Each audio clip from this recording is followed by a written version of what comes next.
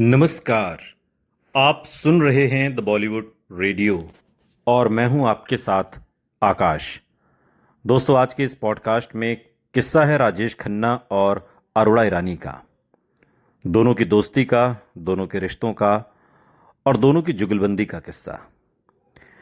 राजेश खन्ना का स्टारडम अपने चरम पर जब था, तब हिंदी फिल्म इंडस्ट्री में एक कहावत मशहूर थी, ऊपर आका नीचे काका। यानी कि ऊपर भगवान और नीचे राजेश खन्ना। राजेश खन्ना के पीछे लोग पागल थे। निर्देशक, निर्माता भी उनके दफ्तर के चक्कर लगाते रहते थे। 70 के दशक के शुरुआत में, और जब उनकी लोकप्रियता आसमान छूने लगी थी और फिल्मों के हिट होने के लिए केवल राजेश खन्ना का नाम ही काफी होता था, उस दौर में उनकी हर फिल्म सुपरहिट हो रही थी और ऐसे में हर निर्माता, निर्देशक उन्हें अपनी फिल्म में लेना चाहता था। राजेश खन्ना के लिए ये तय कर पाना मुश्किल होता था कि वो कितने लोगों की फिल्में करें और कितनों को निराश करें। यानी कि उनके पास एक लंबी कतार लगी रहती थी फिल्मों के साइन करने के लिए कि आप साहब हमारी फिल्म कर लीजिए, हमारी फिल्म कर लीजिए। तमाम निर्माता, निर्देशक उनके घर के बाहर लाइन लगाए खड़े रहते थे और इसके लिए उन्होंने एक तरकीब निकाली। अब भला वो मना किस किस को करें और किस किस को हाँ करें। और उस तरकीब का किस्सा अरोड़ा ईरानी अपने एक इंटरव्यू में बताती हैं कि राजेश खन्ना फिल्में सिलेक्ट कैसे करते थे। अरोड़ा ईरानी बताती हैं कि राजेश खन्ना के पीछे सभी प्रोड्यूसर्स लगे रहते थे कि वो उनकी फिल्म में काम कर लें, और किसकी फिल्म का चुनाव करें यह फैसला करना राजेश खन्ना के लिए एक मुश्किल काम था। एक इंटरव्यू में अरोड़ा ईरानी ने बताया था कि इसके लिए राजेश खन्ना प्रोड्यूसर्स का नाम एक लकी ड्रॉ के तौर पर निकालते थे। उन्होंने बताया कि राजेश खन्ना सभी प्रोड्यूसर्स को बुलाकर उनके सामने सबके नाम का ड्रॉ करवाते थे। जिसके नाम की चिट्ठी निकलती थी उसी की फिल्म में वो काम करते थे। और इसी तरह का एक और किस्सा बहुत मशहूर है, जब राजेश खन्ना के बीमार होने पर निर्माता, निर्देशक, तमाम प्रोड्यूसर्स अस्पताल में भी उनके पीछे पीछे पहुंच गए। दरअसल राजेश खन्ना को जवानी के दिनों में पाइल्स की प्रॉब्लम हो गई थी और बवासीर के ऑपरेशन के लिए जब राजेश खन्ना अस्पताल में भर्ती हुए, तब निर्माताओं को ये बात कहीं से खबर लग गई कि राजेश खन्ना फला अस्पताल में भर्ती हैं, और उन्होंने उनके आसपास के सभी बेड्स बुक करवा लिए ताकि राजेश खन्ना को अपनी फिल्म की कहानी सुना सकें और उन्हें अपनी फिल्म में साइन कर सकें। राजेश खन्ना ने, हम सभी जानते हैं, आराधना, कटी पतंग, हाथी मेरे साथी, महबूब की मेहंदी, आपकी कसम, रोटी जैसी कई शानदार फिल्में की। आनंद उनके करियर की सबसे बेहतरीन फिल्म मानी जाती है। राजेश खन्ना के गानों ने भी खूब लोकप्रियता बटोरी और उनके स्टारडम में संगीतकार आर डी बर्मन और गायक किशोर कुमार का बहुत बड़ा योगदान रहा। राजेश खन्ना और अरोड़ा ईरानी, जिन्हें कई लोग गलती से, यूं तो गलती क्या, खुद अरोड़ा ईरानी ने भी अपने कई इंटरव्यूज में कहा है कि राजेश खन्ना उन्हें प्यार से दीदी कहते थे। दोनों के बीच का रिश्ता हिंदी सिनेमा के उस दौर की एक खूबसूरत मिसाल था जहां स्टारडम और सादगी साथ साथ चलती थी। 1960-70 के दशक में जब राजेश खन्ना अपने करियर के चरम पर थे और उन्हें हिंदी सिनेमा का पहला सुपरस्टार कहा जा रहा था, वहीं अरोड़ा ईरानी भी एक बहुमुखी एक्ट्रेस के तौर पर अपनी जगह बना रही थीं। वो सिर्फ साइड रोल तक सीमित नहीं थी, बल्कि डांसर, कैरेक्टर आर्टिस्ट और कई फिल्मों में मजबूत सपोर्टिंग किरदार निभाकर अरोड़ा ईरानी ने अपनी एक अलग पहचान बनाई। दोनों ने साथ में कई फिल्मों में काम किया, जिसमें आन मिलो सजना, सच्चा झूठा, हाथी मेरे साथी, हमशक्ल, अमर प्रेम जैसी फिल्में हैं जिसमें राजेश खन्ना की प्रतिभा का लोहा दिखा। तो अरोड़ा ईरानी ने भी उस दौर में कई ऐसी फिल्में की जिसमें छोटे रोल के साथ उन्होंने मजबूत मौजूदगी अपनी दर्ज करवाई। चाहे वो बॉबी का उनका वो डांसर का रोल हो, या फिर कारवां एक फिल्म आई थी जितेंद्र के साथ, आपको याद होगा, उसके जो गाने, और कारवां का तो सुपरस्टारडम ऐसा रहा कि कहते हैं कि इतने टिकट शोले के नहीं बिके थे जितने फिल्म कारवां के बिके थे।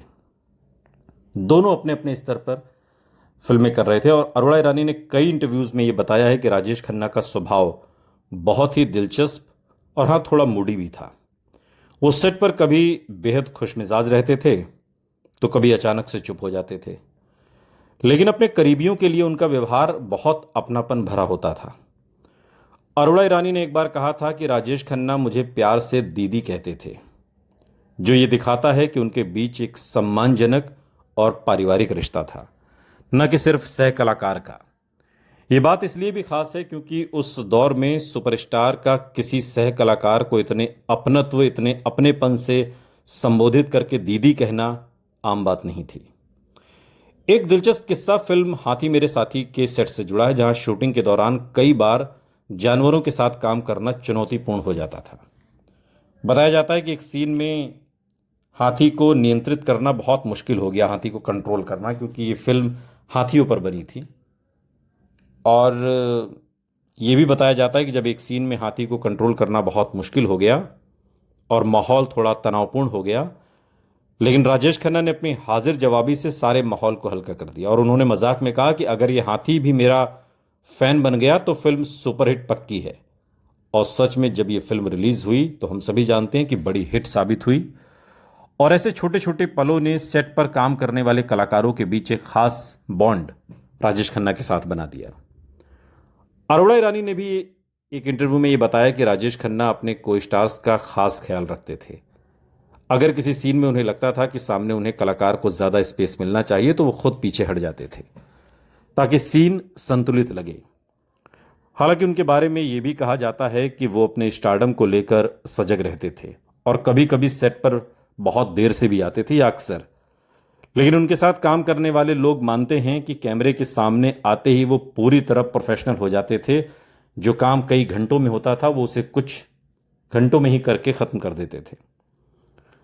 अरोड़ा ईरानी और राजेश खन्ना का रिश्ता एक दिलचस्प पहलू ये भी है कि अरोड़ा ईरानी, जो इंडस्ट्री में लंबे समय तक सक्रिय रहीं, आज भी हैं, उन्होंने राजेश खन्ना के स्टारडम के उतार चढ़ाव को बहुत करीब से देखा।